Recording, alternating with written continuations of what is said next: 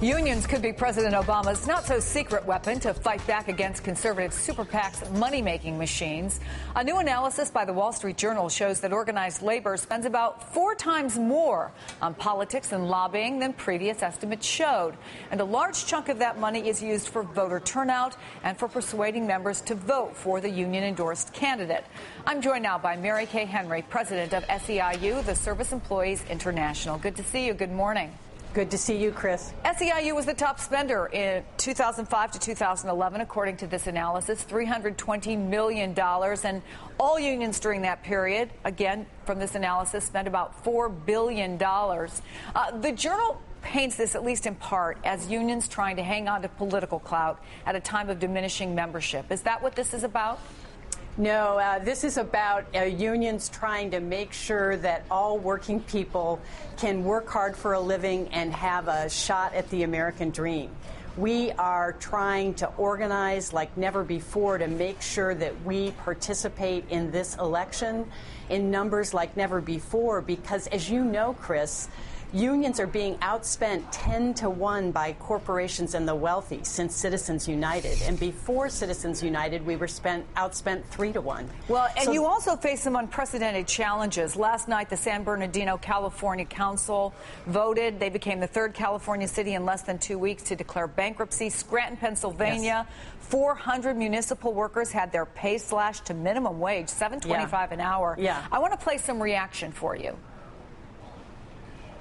I can go down the street and scoop ice cream that a high school kid for the summer is making $8.50 an hour doing, and I have firefighters running into burning buildings at $7.25, and there's police officers fighting with criminals wrestling in the street. It's absolutely ludicrous. They deserve to be paid. They're doing a great job. There's no question about that.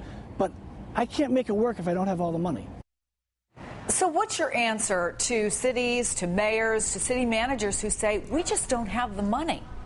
Well, I think what we're seeing across this country, Chris, is 40 years of an economic policies that have put us in a position where not everybody's paying their fair share. The wealthy and corporations have been let off the hook, so cities and states are starving, and we have to figure out how this election is about getting this country back on the right track in the way that President Barack Obama has been telling us. But what could be the answer for a city like Scranton, Pennsylvania, that probably doesn't have a lot of millionaires? It's a very working-class, blue-collar city. They talked about raising property taxes, I think, more than 75%.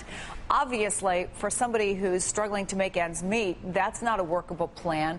What can happen here? These solutions cannot be city by city, state by state. This is a national problem. We are facing the grossest income inequality in a generation.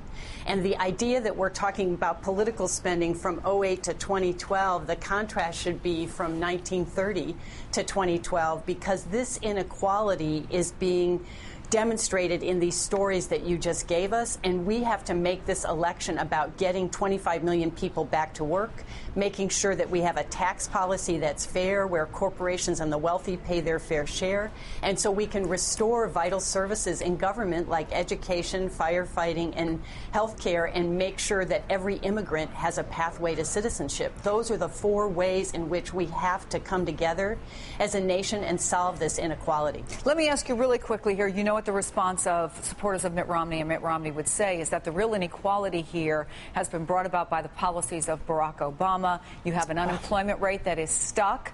People aren't working. People can't hold on to their houses. That affects the tax base.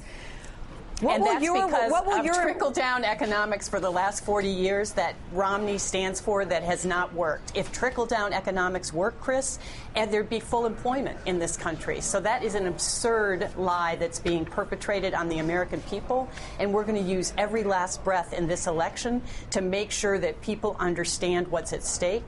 And I believe that we're going to turn out in numbers like never before because working people want this country to be better for the next generation.